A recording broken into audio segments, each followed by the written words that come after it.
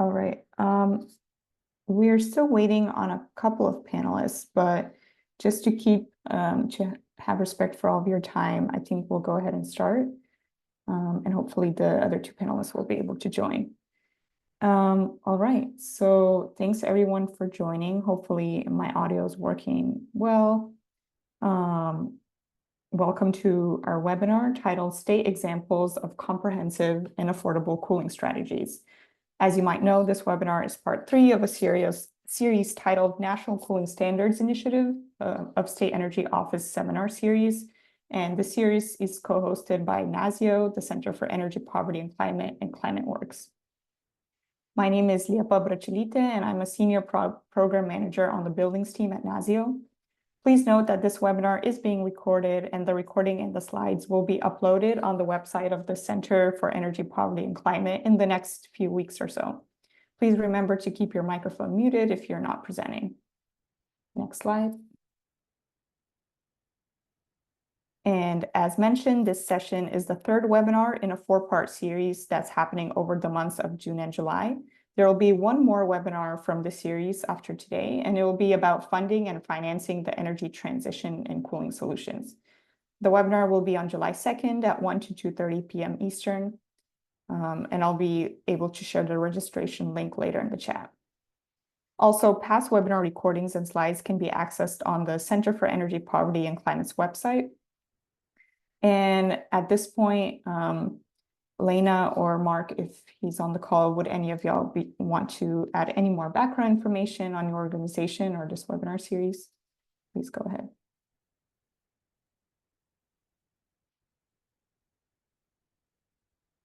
Or if not, okay, we can. There we go. Can you hear me now? Yes. Okay, great. I'm Mark Wolf. I'm the co-director of the Center for Energy Poverty and Climate. It's a relatively new organization, and our mission is to think through strategies that can help families, especially low-income families, transition to rising temperatures, both in the short term by looking at bill payment strategies, and long term by looking at solutions to retrofitting the low-income housing stock to be more energy efficient, especially to provide access to cooling. We've done a lot of research now on this subject. Some of it's on our website. But I think the key things that strike me, why this webinar series is important, is that according to the Residential Energy Conservation Survey, the DOE Energy Use Survey, about 20% of low-income families have no access to cooling at all. We know that some of the weatherization programs have provided no-cost air conditioning systems to low-income families. We find they won't turn them on because they're afraid of the cost. So bill payment is a very serious problem. And then related to that is, continuing increasing summer temperatures, and not surprising, the cost of cooling and electricity in the summer is going up.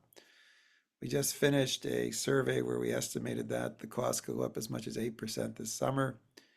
And the other piece is that summer is getting longer, or summer temperatures are getting longer.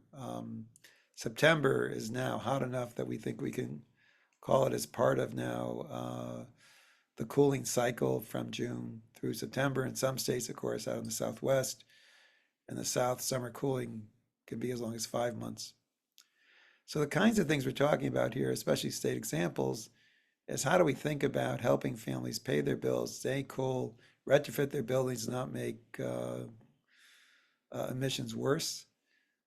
And I think that we see this as an opportunity, and states across the country are thinking about this and implementing new rules. And part of this is many of the rules for cooling were written decades ago when rising temperatures was just what it was, just for a few days. Now we have these extended heat waves. So some of the rules that were put in place back in the 70s, even the 80s, reflected a period when we didn't have extended heat waves. Now that we're in this period where it can be hot for days on end and record heat, as we've seen last, like a week and a half ago out west. We're now seeing it in New England, Mid-Atlantic states, and also parts of the Great Lake region. These very, very extreme temperatures. And so for families that didn't even have to think about cooling, even a few years ago, do they need central air? Maybe they say, no, we just don't need it. It's not an issue of money, it's just not hot enough. Now we're finding that, in fact, families are rethinking that. So how do we help them? And I think part of today's session is to kind of talk about what some states are doing, because a lot of it's being considered. And I think some of it is that this is happening very, very quickly in real time. For example, all the maps show it being extremely hot in New England today. That's New England. They think about snow. They never had to think about extreme temperatures before. So with that, I'll turn it back to our first panel. Great. Thank you, Mark. I appreciate the Welcome. introduction. Sure.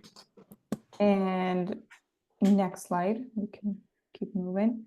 For today's webinar, we have 3 expert speakers that will present on ways that their states have strived to create comprehensive, affordable cooling strategies. The first speaker is Maren Mahoney. She's the director of the Arizona Governor's Office of Resilience, and she will present on Arizona's 2024 Extreme Heat Preparedness Plan. Next, we have Howard Wigg, who's an energy analyst at the Hawaii State Energy Office. He'll discuss Hawaii's involvement with cool and smart surfaces, his experiences as a member of the Cool Roof Rating Council, the Cool Wall Rating Council, the National Science Foundation Cooling Services, and the Lawrence Berkeley Labs Creating Cool Committees. And lastly, Christopher Cole is a project director at the New York Department of Public Service, and he will discuss the implementation of the Energy Affordability Guarantee, which ensures that program participants under the NYSERDA and Power Plus program do not have to pay more than 6% of their total household income on energy bills. So we will have time for an audience-led Q&A at the end, so please add any of your questions in the chat anytime during the webinar or at the end, and we will aim to get to it after the presentations. And with that, I'll hand it off to our first speaker, Maren Mahoney, and we'll get the slides ready. Thank you so much. It's a pleasure to be here today to speak about the Extreme Heat Preparedness Plan that we put together under the direction of Governor Hobbs after last summer's extreme heat event here in the state of Arizona.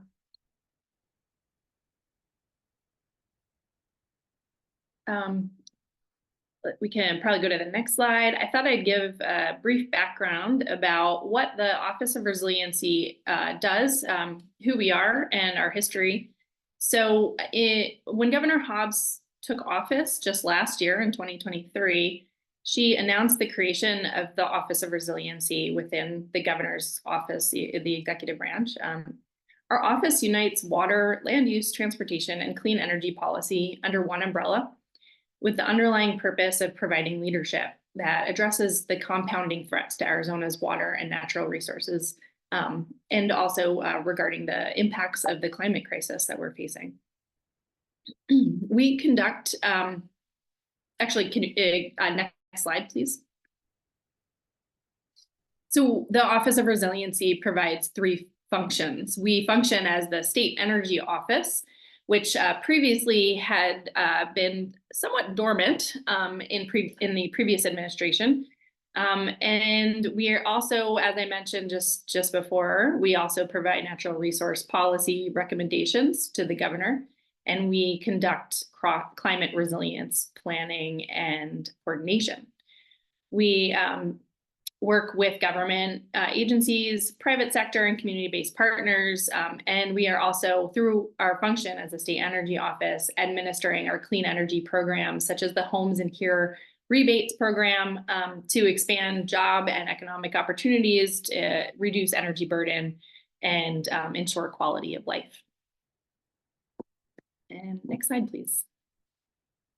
Now, I'll speak a bit about last summer and some of the data.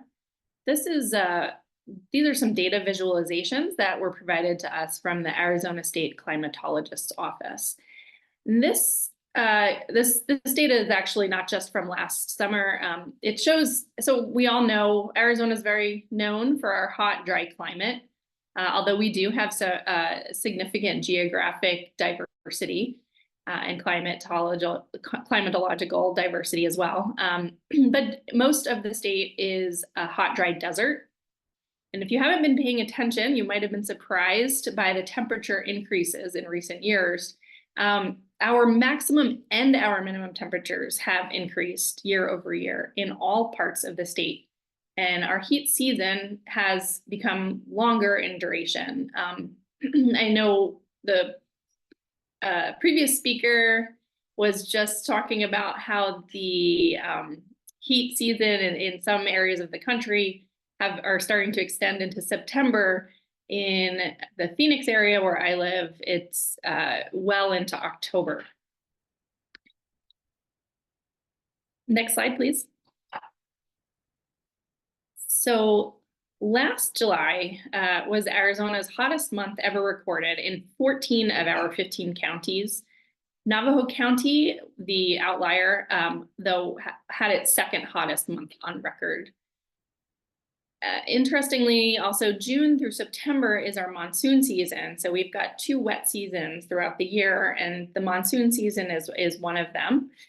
We did experience our driest monsoon season ever last summer, and we had a lot of national media attention, and there was a lot of there was a sense of real urgency.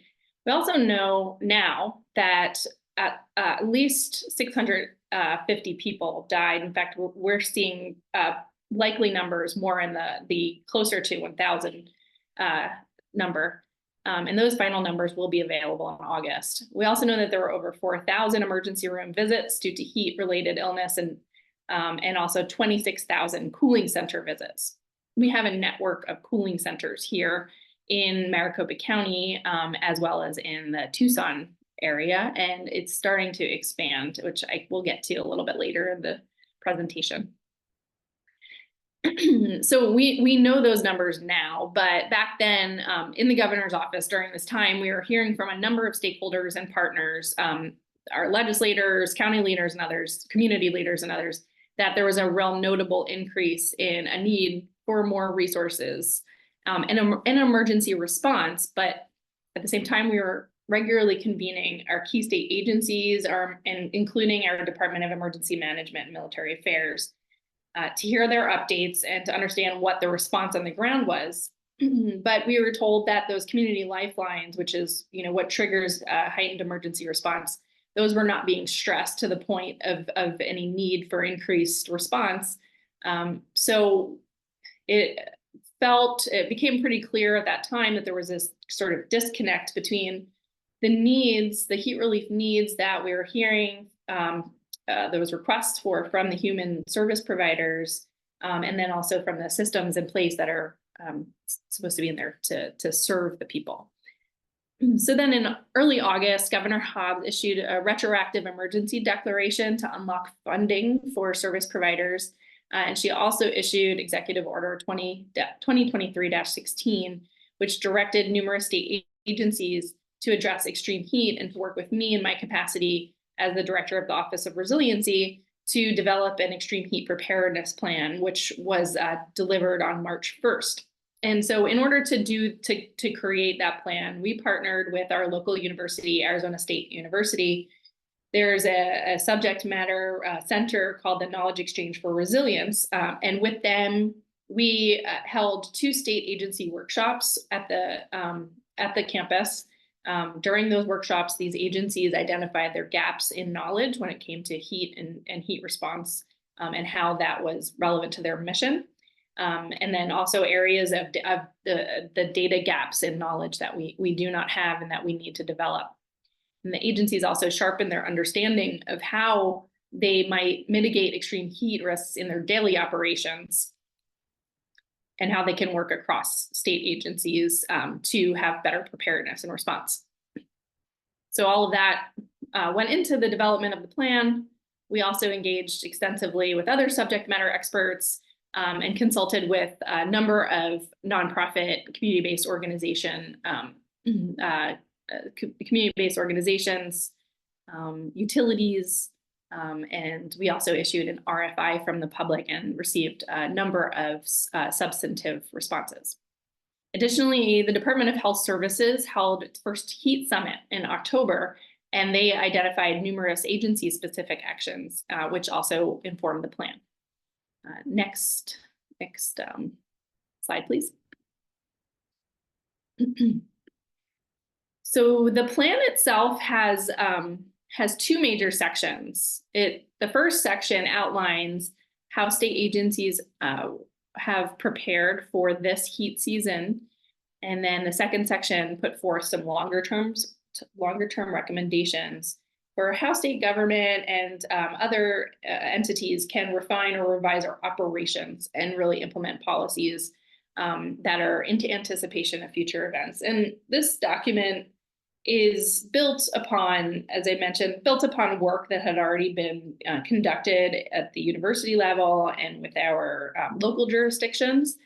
And so also it's really focused on state government and how we can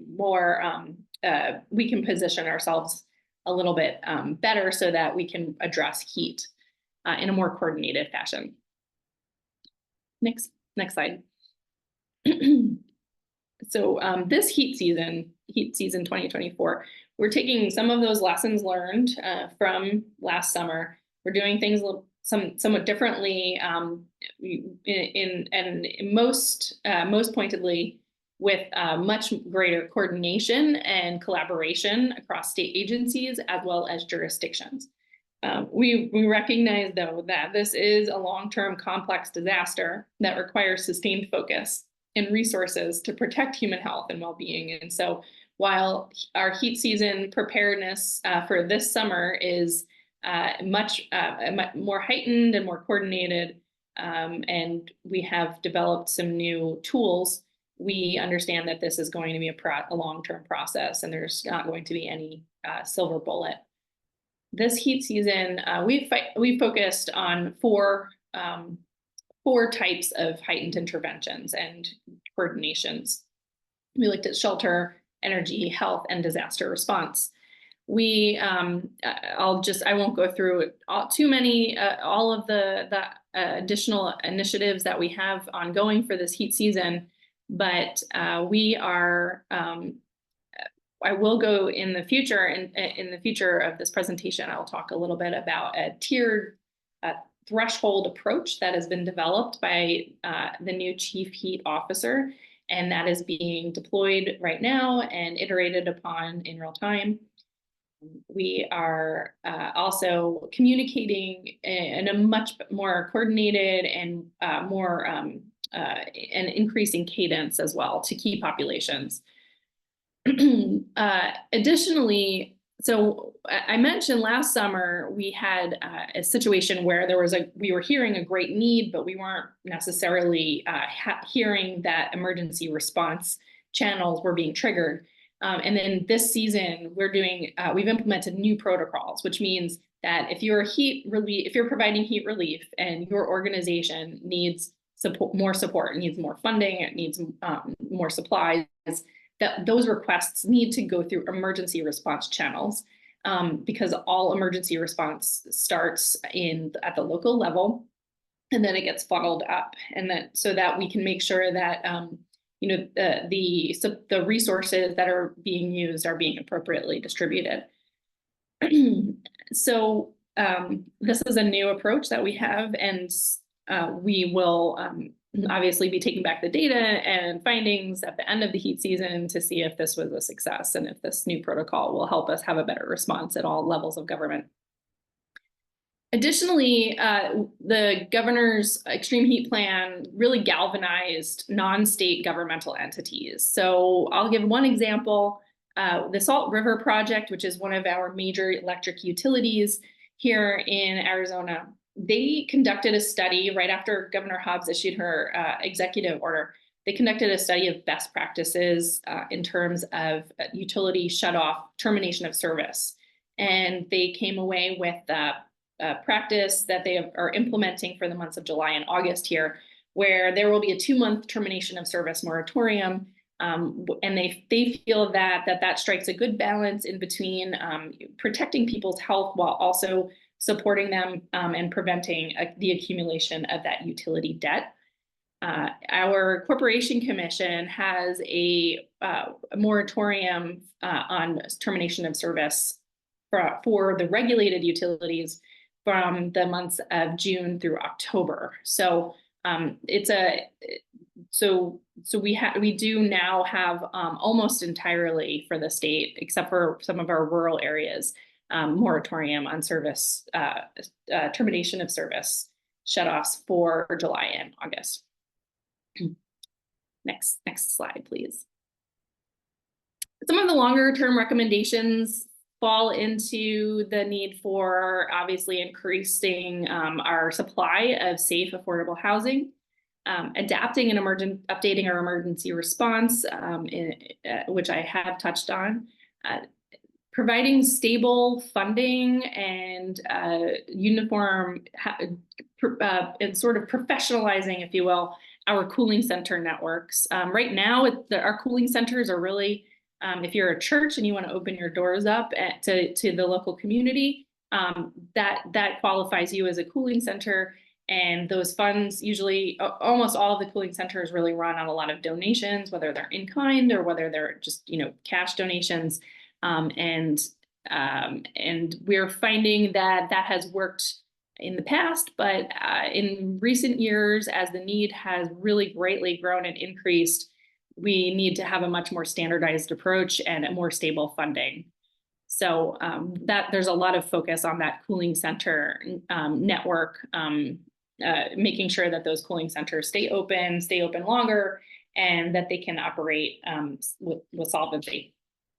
And then again, data sets, knowledge development. This is really going to be a key factor as we go forward, because we don't have a shared understanding across sectors about extreme heat. There's a lot of outreach and education that needs to happen, a lot of data that needs to be developed so that we can have better policies and responses.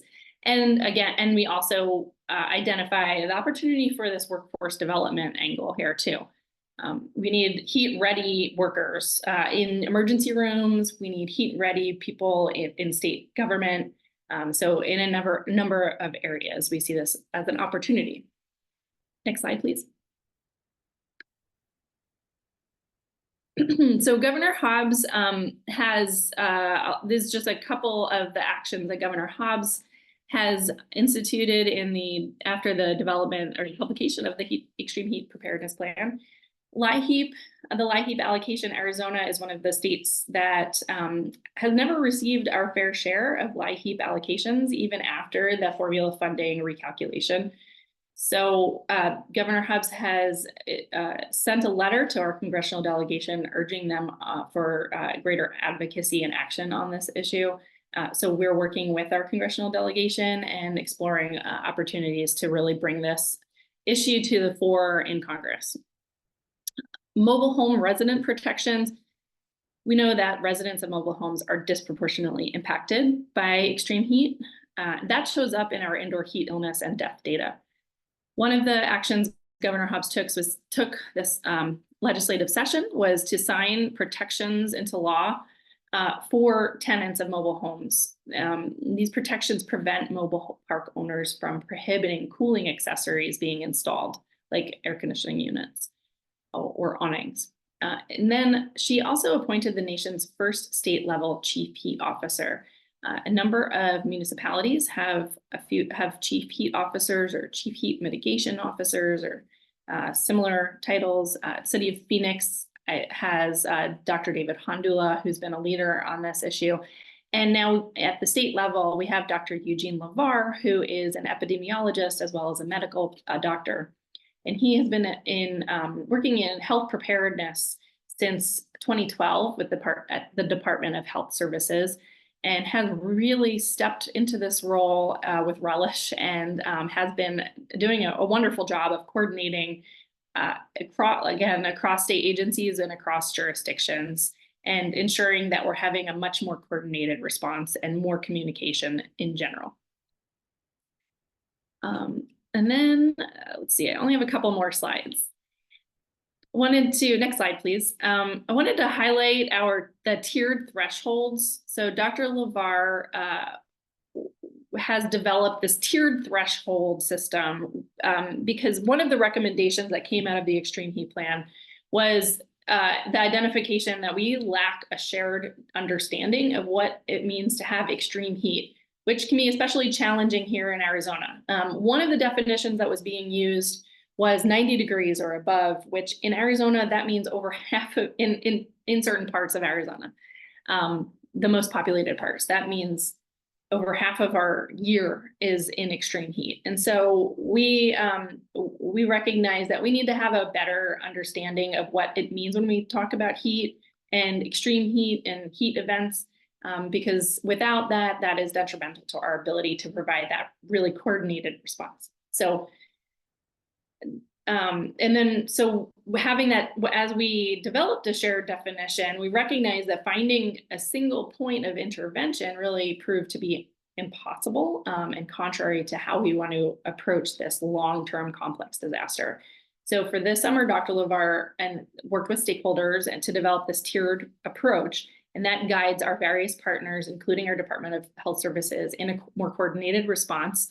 When a threshold is reached, then emails and other communications, and then depending on the tier, other interventions are deployed. And so we're testing this out in real time. We've been getting these alerts the past week, and we're going to be incorporating the feedback from our partners in the counties across the state so that we can make sure that this is constantly responsive and we're improving our communication to this tool appropriately. So this, and I cropped this, it's actually a longer, there are more tiers, but and I can share that afterwards if anyone is interested. Okay, and then the next two slides are our cooltainers. The Hobbs administration retrofitted 18 shipping containers, and these shipping containers are now retrofitted into solar-powered mobile cooling units. 2 of them have been deployed in the Capitol Mall area. And then several of them are being sent out to other areas in the state at state agencies. But then we are also deploying 10 to local jurisdictions throughout the state. So they are if a local jurisdiction is interested in securing or receiving a cooltainer, then they can submit that request to Dr. LeVar and his team, and they've developed some criteria as to where we're going to deploy these. And so depending on the criteria, the locality will then receive the shipping container. That shipping container, then it's open, it can seat about 35 to 40 people. And you can see in here, this was a cooltainer that was deployed in Tucson that I toured, and they have TV in there, and there are a number of tables with games and other types of entertainments. And then it's not in this picture, but there is actually a number of there's supplies there for people if you have pets or if you need sanitary supplies. So these can be really, we intend these to be potentially to evolve into resilience hubs over time, so that communities can come and learn about heat and learn about, LIHEAP, learn about other public assistance programs that they might be available to participate in. And then the last slide is just the outside of the cooltainer. That's right over here in the Capitol Mall area. With that, I'll end. Thank you so much for all of your time and attention today, and allowing me to share the experience of our extreme heat preparedness. Great. Thank you so much, Maren, for the insightful presentation. Next, we'll have Howard Wigg presenting about Hawaii's progress on cold surfaces. Good morning and aloha from Hawaii. It's 77 degrees, cool winds from the northeast. And I was just in Las Vegas at a conference, and this was 2 weeks ago. temperatures were already reaching 111. So no need for anybody to be convinced about the fact that we are getting hotter and hotter. What I'm going to do is get much more into specific detail. You got a beautiful overview from Miss Mahoney in Arizona there.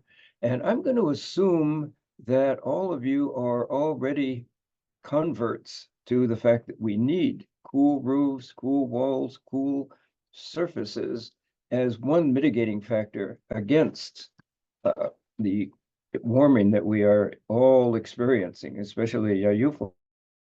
Next slide, please.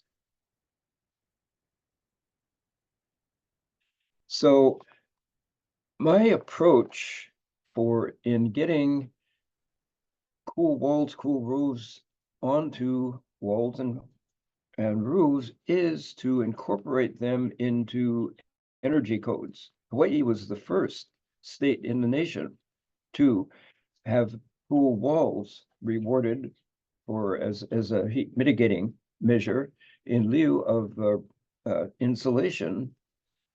And we included specifically area weighted averages. And I'll get into that a moment. But when you try to institute something new into an energy code like this, you're going to get resistance. And next slide, please. So, but first, why do we like energy codes? Here's a very, very interesting graph. Starts back on the upper left is the 1980s when energy codes first came into place, and then to the right, you have more and more sophisticated energy codes. This is at the national level. And as you go down, your energy use index goes down, the energy intensity of a home or building, such that compared to what we started with in the 1980s, we now are down to about 50% of the energy use per square foot in homes and buildings. And that is despite the fact that we have so much more electronic gadgetry in our homes. If any of you viewers have kids in the house, you probably have more electronic gadgets than you even know about in that house. Despite that, homes are about 50% more energy efficient than they were, thanks to building codes. And the aim of the building codes, by the way, this is national goal. By 2030, we shall achieve zero net energy. We shall be producing as much energy as we are consuming, but that's another story. Next slide, please. Now, I mentioned that's back up one slide, please.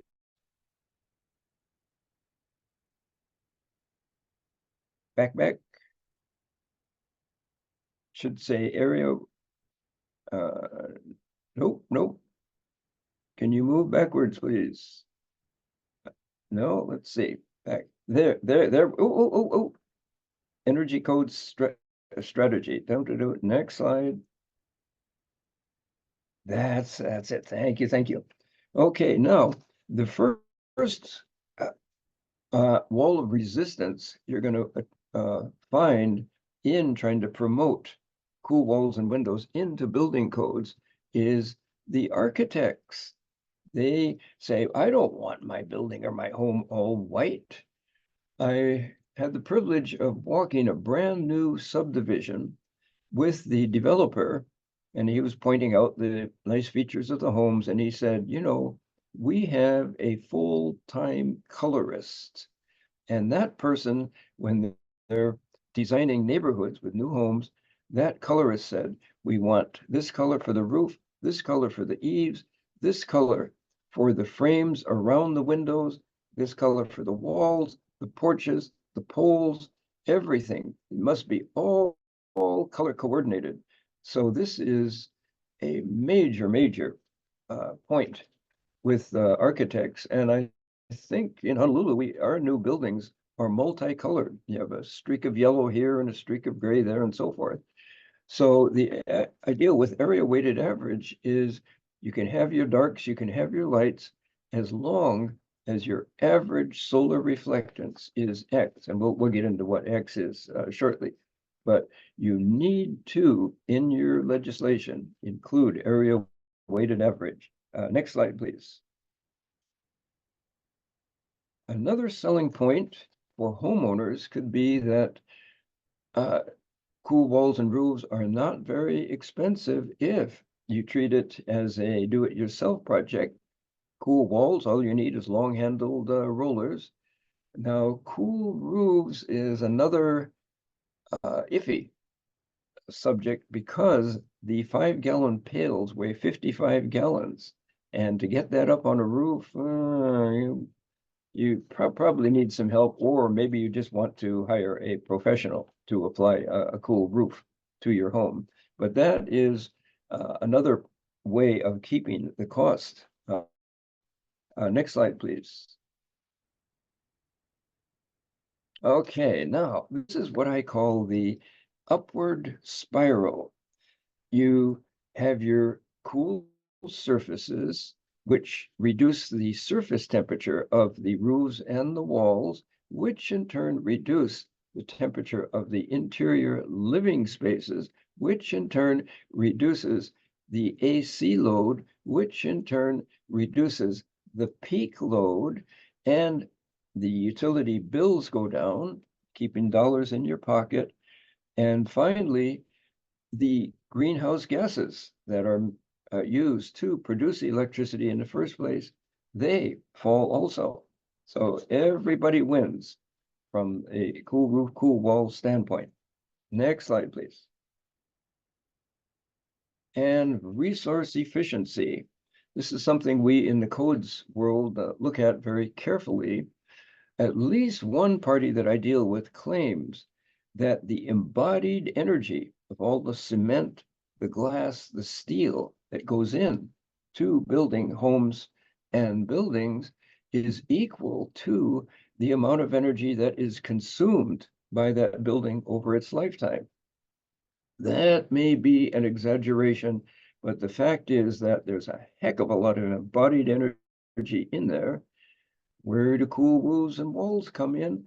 You may be adding 0 to the amount of embodied energy, because when you're constructing something, you have to surfaces, you have to waterproof them. You have to put some kind of surface layer on there anyway. Why not put reflective surface layers? So in terms of resource efficiency, I think cool walls and roofs come out way, way, way ahead of any other heat mitigation measure. Next slide, please. And the next obstacle or point of resistance that you will encounter when trying to embody cool walls and roofs into codes are the builders. They're going to say it's adding to the cost. Some of you out there know exactly what I'm talking about. So we are negotiating with PNNL, Pacific Northwest National Labs, to conduct a study of the payback time, the cost benefit analysis of applying cool roofs and walls. And we're going to ask first, does a cool coating cost any more than a normal coating? And what is the projected life of a cool roof or wall compared to a darker, more absorbent roof or wall? And the answer, we think, is going to be that the darker surfaces have a much shorter life. You extend the life with cool walls and roofs, and there are rebates. I think almost every state in the nation now has rebates or credits for cool roofs and walls. Must factor those in. And then the surface temperatures go down, and with that, the temperatures of the entire neighborhood go down. Also, the best reading I've seen was somebody measured at the top of the roof of a school building. It was dark and rough, the roof, 178 degrees. They applied highly reflective coating on that roof, went down to 103 degrees, a drop of 75 degrees, and then you have your commensurate benefits from there. So we want a cost benefit analysis, and yes, you're seeing 43 cents a kilowatt hour. That's extreme, and that's a whole different story. But you need to factor all of your temperature data and your electricity cost data when you're doing such a study.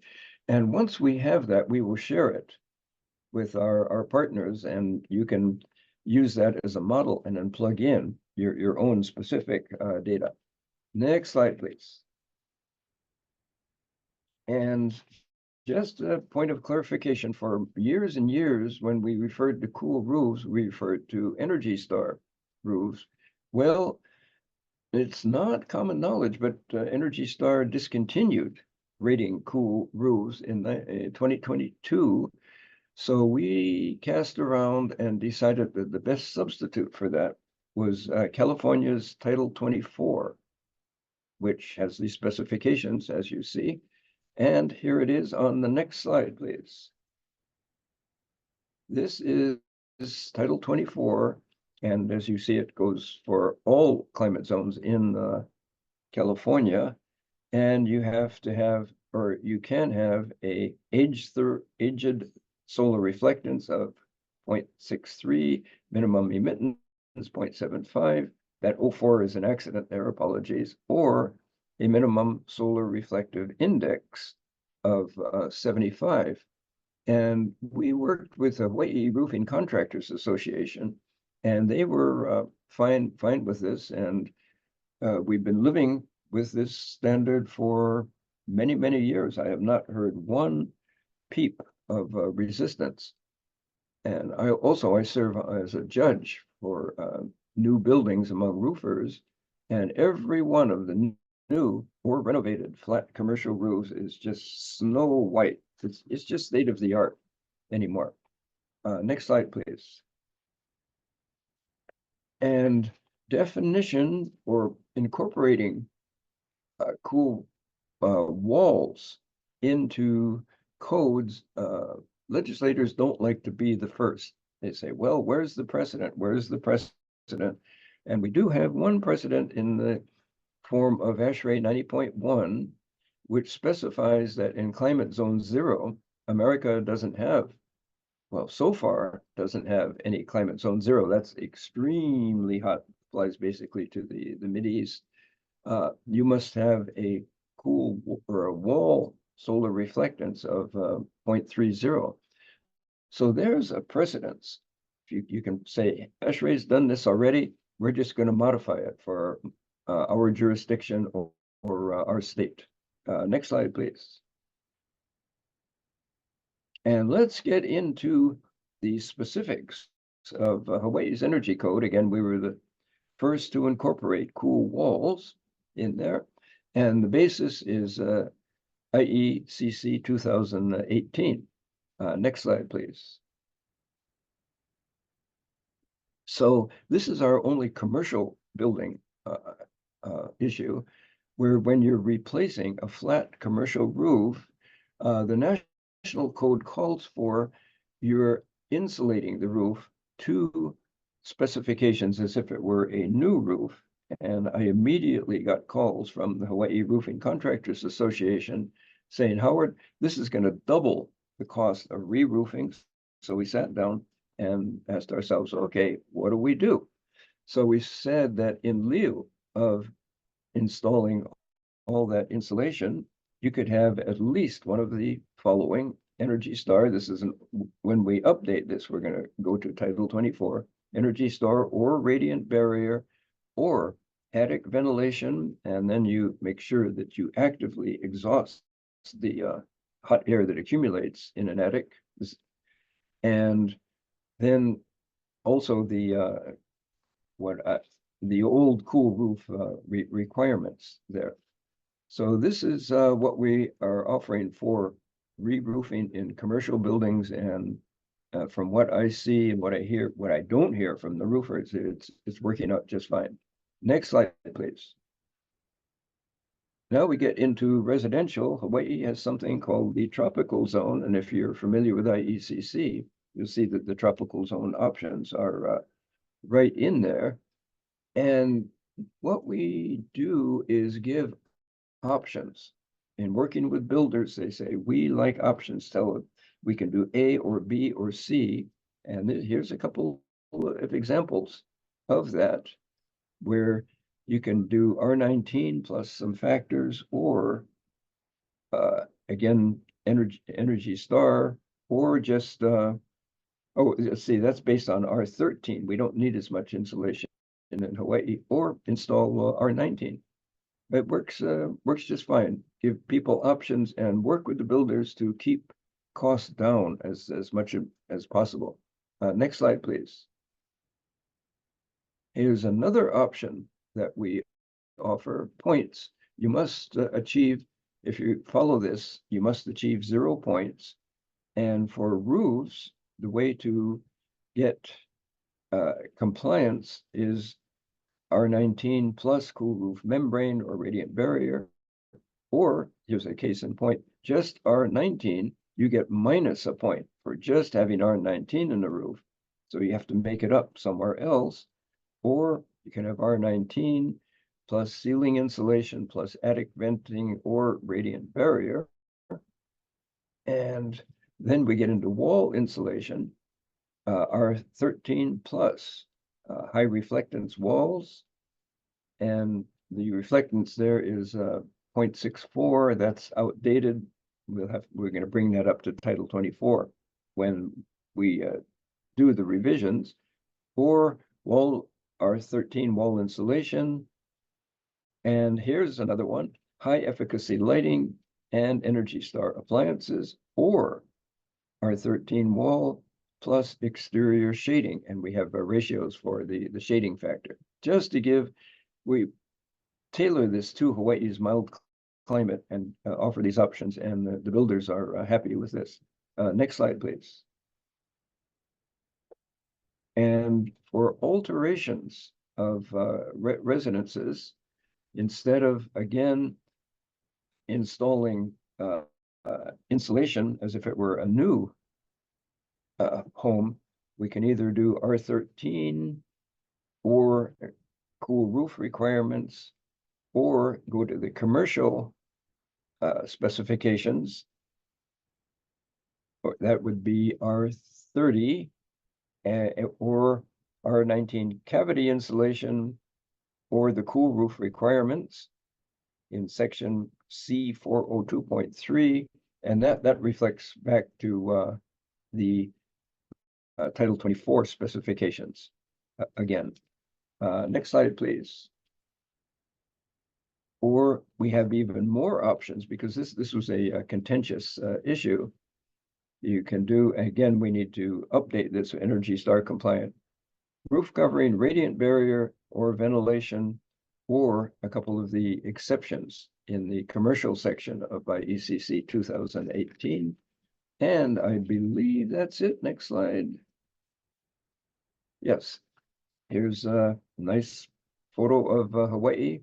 And if you have questions after this, please feel free to email me, or go to our website, and you can find the whole energy code and a list of all the other things that the Hawaii Energy Office is doing. And with that, I say mahalo and aloha.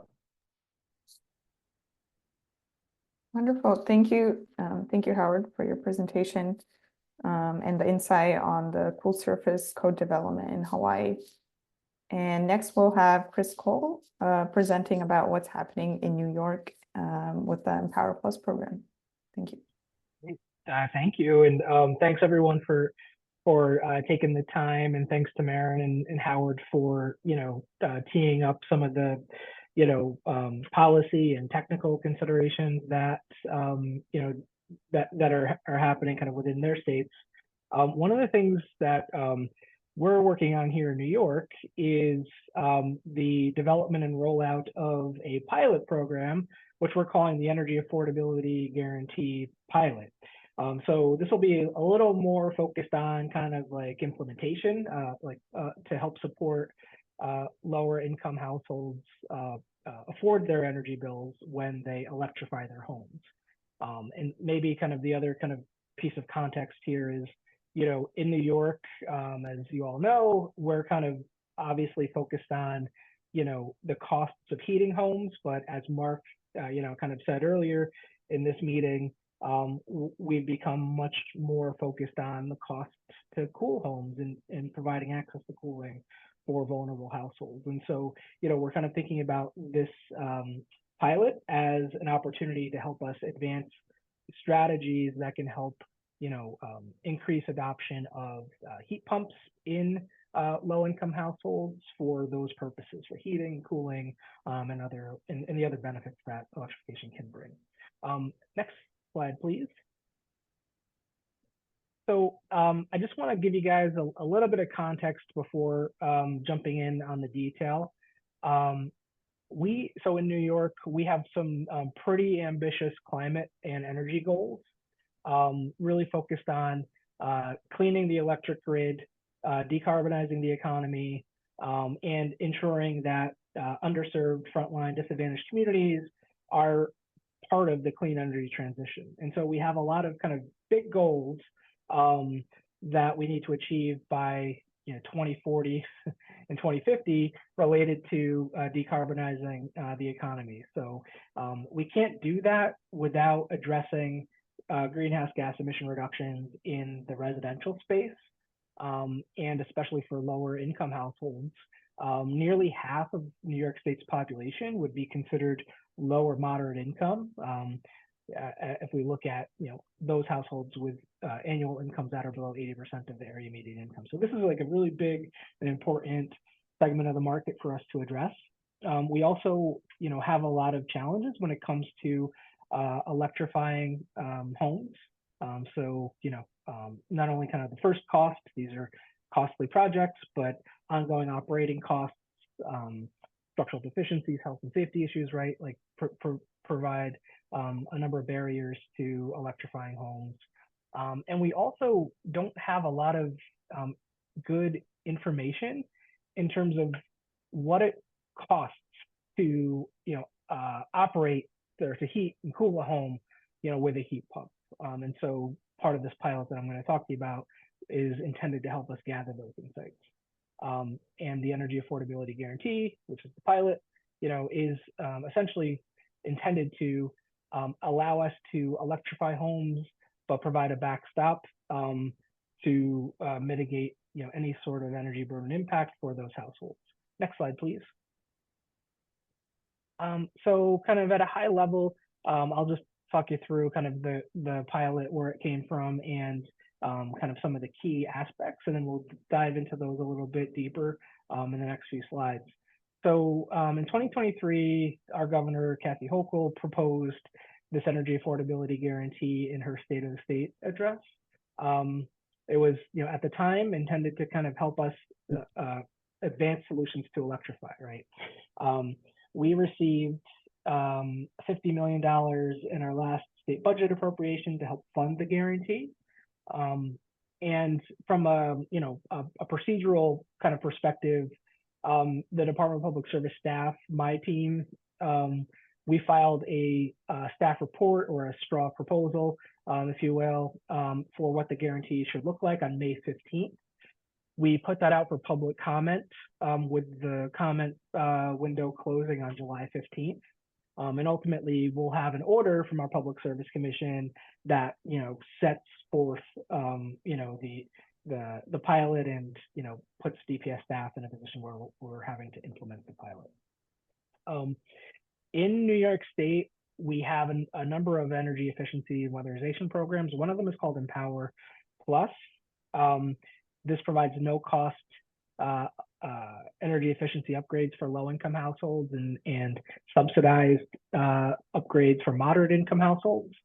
The guarantee pilot is tied to Empower Plus, in the sense that households that go through Empower Plus and electrify will be eligible to participate in the pilot.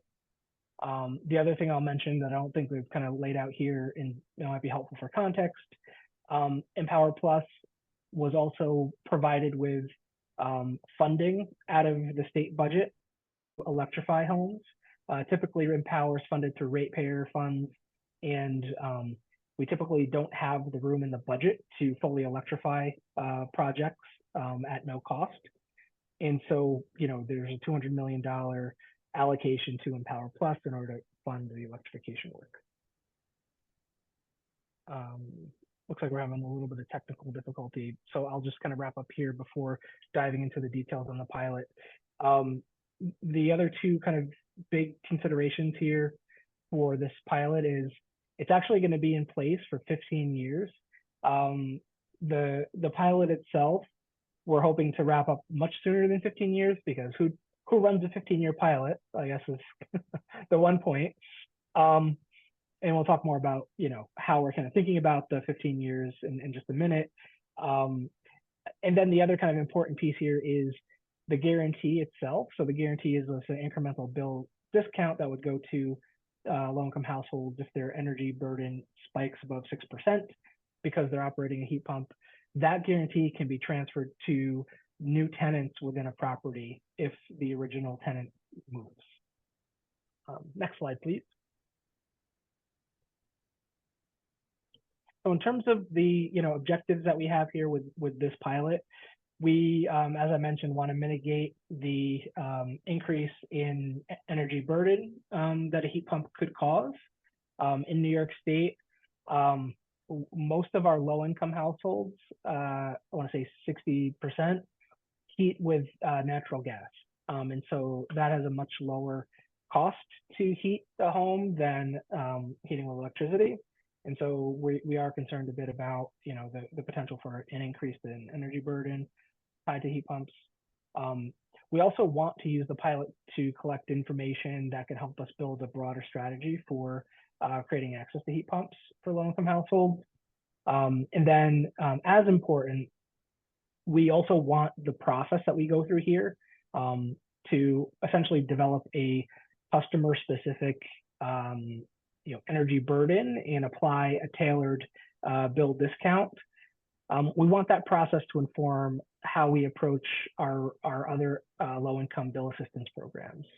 So in New York, our Department of Public Service has a large program called the Energy Affordability Program, which is essentially monthly discounts for households, but it's really set at a standard discount for customers. It's not tailored to their actual energy consumption. So we're hoping that this process will help give us some insights into how to best tailor that program to the needs of low-income households. Next slide, please. So just in the interest of time, I'm going to kind of walk through the next couple of slides pretty quickly. So I mentioned we have a 15-year, pilot in a sense, but we're kind of breaking it down into two primary phases, right? The first will be over the first 2 to 3 years, what we're calling enrollment and data collection. And so this is really about, getting the households electrified, collecting data on their previous, energy burden, and then monitoring their energy burden, their heating costs over 2 heating seasons. So, in our context today for this conversation, we'd also, want to include cooling seasons as well. We would kind of use this as a way to kind of, understand where the customer was previously, and obviously, what the change is to their energy bill when it comes to operating the heat pump. All along this time, the customer will be provided a monthly bill support if and when their energy burden goes beyond 6%.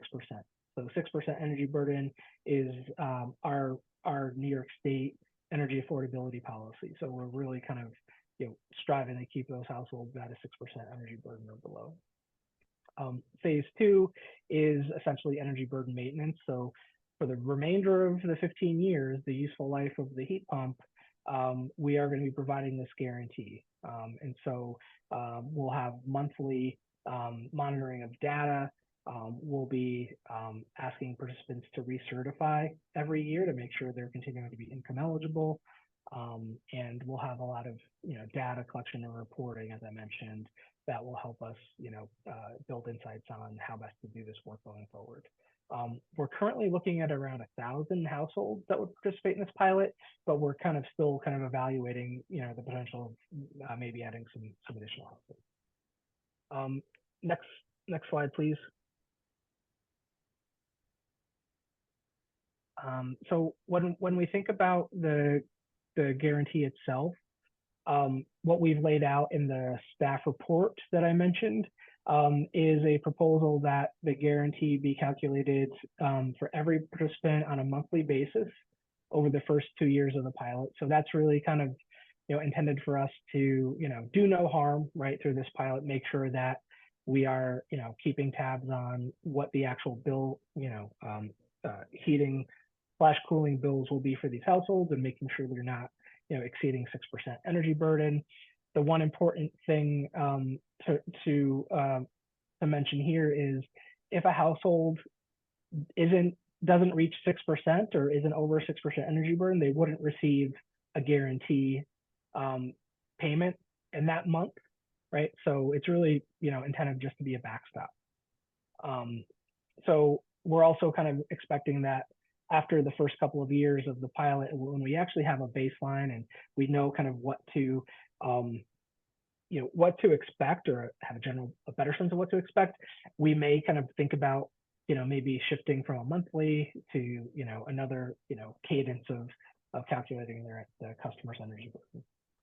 Next slide, please. The state of the state from the governor and the subsequent budget law that followed also set a requirement for us to establish a cap on how much electric consumption would be covered by the guarantee. And so we did a lot of sensitivity analysis looking at the average low-income customer electric consumption profiles for those who heat with electric and those who don't heat with electric. We looked at different income thresholds, and ultimately landed on setting a guarantee cap, or we're calling it a limit, at 150% of the average electric consumption for low-income households within each utility territory.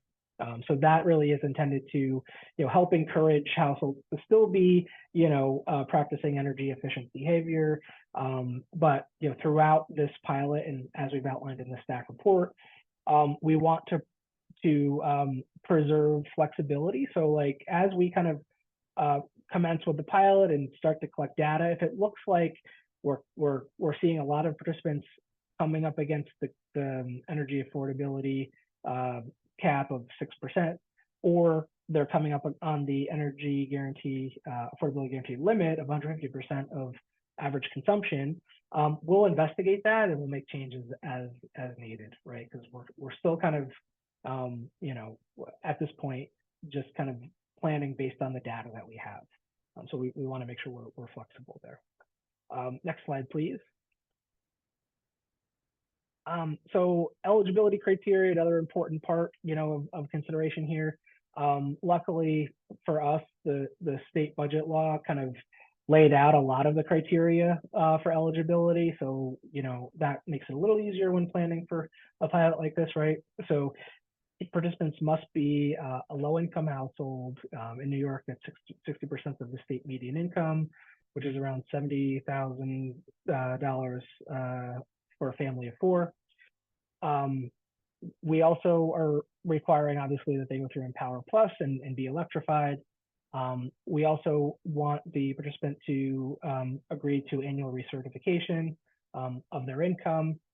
And then obviously if a participant moves to a new house or apartment, the tenant moving into their previously occupied apartment that was part of the pilot will be eligible to apply and receive the guarantee for as long as they live there, up to 15 years. Last point maybe to flag here, we do have a lot of households that are in budget billing or have deferred payment agreements or are in arrears. We would still consider those households eligible for the pilot, right? We don't kind of want any of those circumstances to be seen as, punitive, like this is really about, us understanding kind of the impact of electrification on, energy affordability. And so understanding kind of what it might mean for households in these different payment, kind of situations could also be really insightful, right, as we develop longer term strategy. Next slide. So, and I think this is really, just a kind of, a visual that kind of lays out our participant journey, right? So we spoke through this already, but there's really two paths here. The first is the customer applies through Empower Plus and they're served, and they kind of go through the process of enrolling, getting the guarantee, and kind of having the annual maintenance on the guarantee. Or they're a new tenant that moves into a home that was previously part of the pilot, and so they can apply that way. And the next slide, I think, is just a question. So I'm wrapping up there, and I'm happy to kind of dig into any kind of specific questions that you guys have, when we have the time to do that today or afterwards even. So thank you. Great. Thank you, Chris. And thanks for all the speakers, Maren, Howard, and Chris, for all the presentations. I will kick it off with a few general Q&A questions. And let's see. Okay.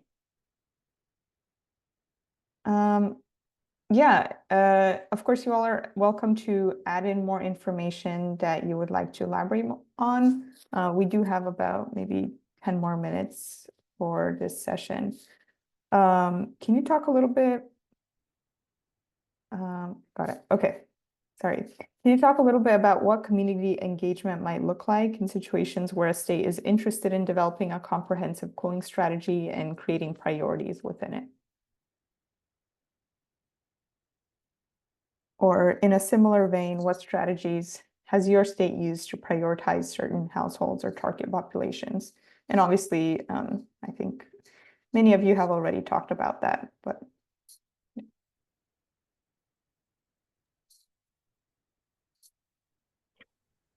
Yes. Could we raise our hand? Go ahead. So I guess I could start. So in New York, similar to kind of the extreme heat planning work that Maren had mentioned happening in Arizona, New York also went through a similar process, and we've since 2022 have been developing what we're calling an extreme heat action plan, which essentially has been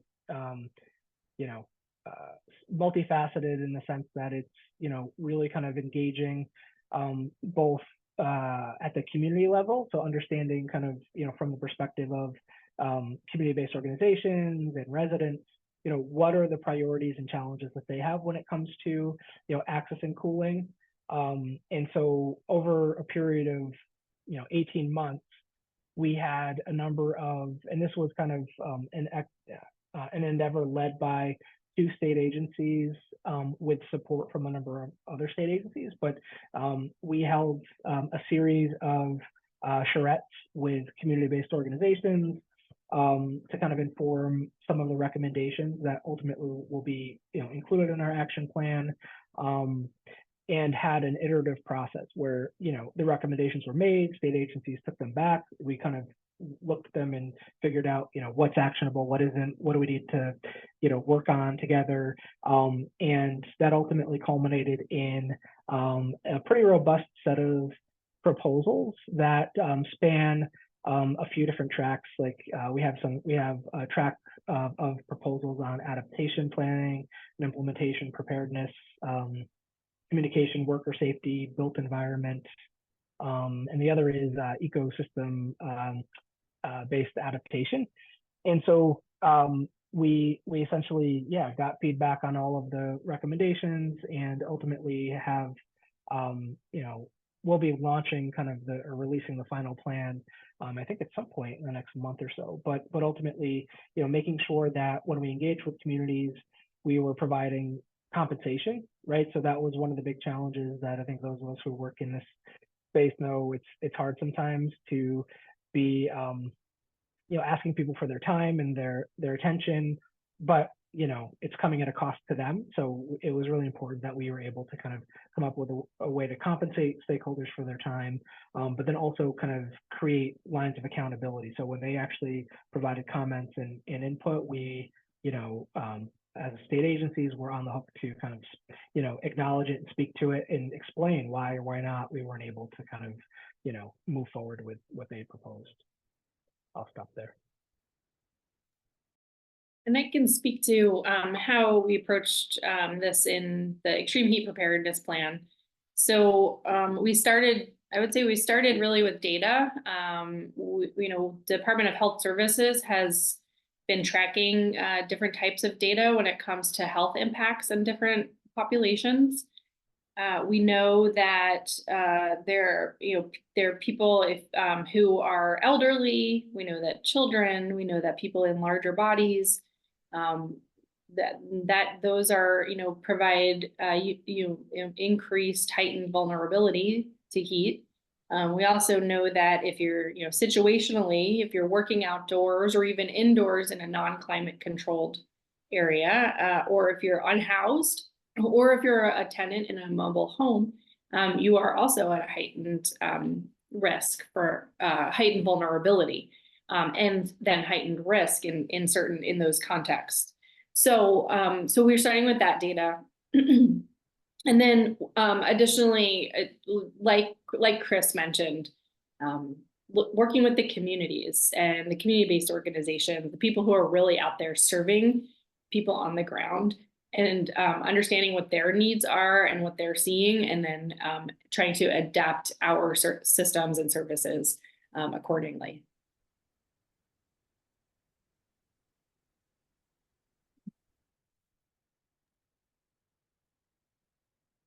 Great. What are some metrics that you use to track success in your program? Yeah, can you repeat the question, please? Yeah, so the second question I'm asking is, what are some metrics you use to track success in your programs? Well, in Hawaii, we are blessed with not having an extreme heat problem. Knock on wood, we could, but we just focus for low-income people, especially, we focus on achieving energy efficiency in their homes.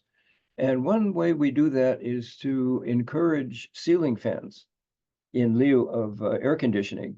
We have extremely high electricity rates, as I documented, and ceiling fans in our climate just work very, very well. You turn the fans up to high speed, and your perceived reduction in temperature goes around 12 degrees.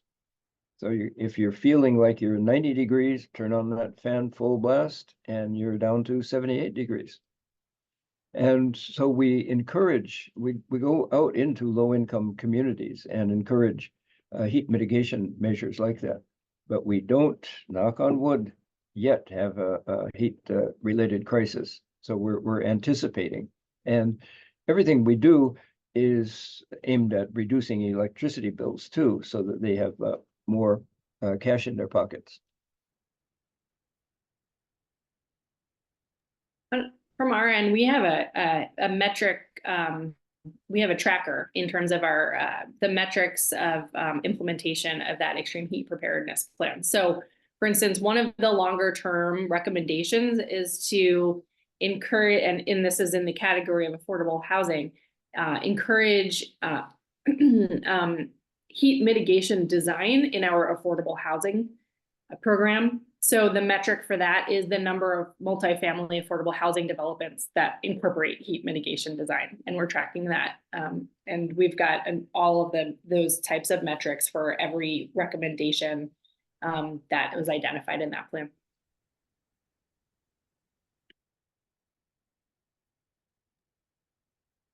And I could just say we have a bit of a combination of the two. So for the Extreme Heat Action Plan that I mentioned, we're currently going to be tracking, progress on the proposals and the actions that are outlined in the plan.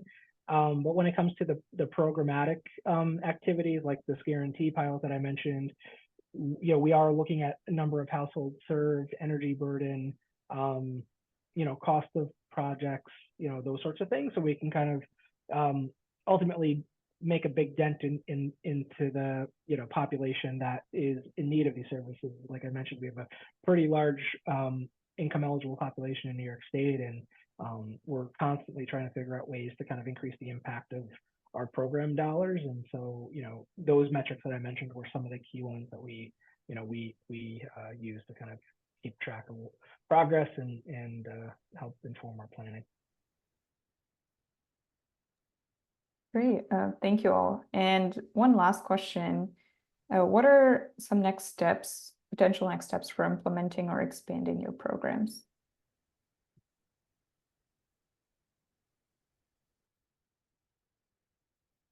Well, for us in Hawaii, currently we are restricted from advancing any building codes. That's a story unto itself. But when the restriction lifts, we will go up to IECC 2021 and have a number of zero net energy optional provisions in there. And we will update the cool roof and cool wall numbers to reflect California Title 24.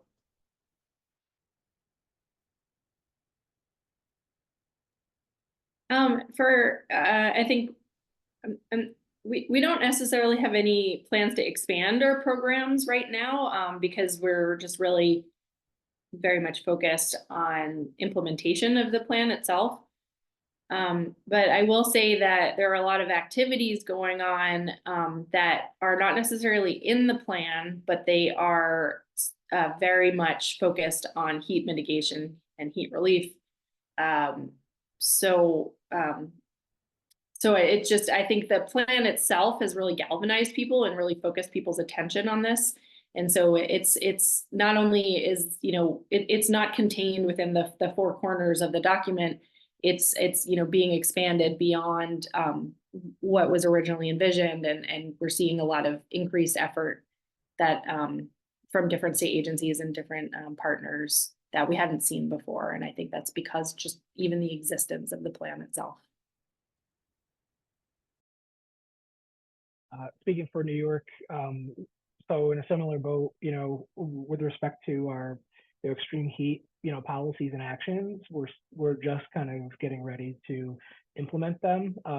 When it comes to some of our other programmatic activities, maybe one thing to flag here, which I think many of you are also kind of thinking about and working through, is what the incorporation of federal like IRA rebates means for our existing programs. And we're trying to leverage the existing programs and figure out ways to kind of expand them in order to make sure that we're kind of programming those dollars in an expedient manner.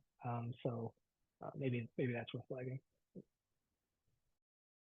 Great. Well, that's all the questions I had. In that case, thank you all for your time today, and we really appreciate it. Hope you have a good rest of your week. And this will be uploaded to the website, which will be shared around after the fact. So thank you. Have a great rest of your day.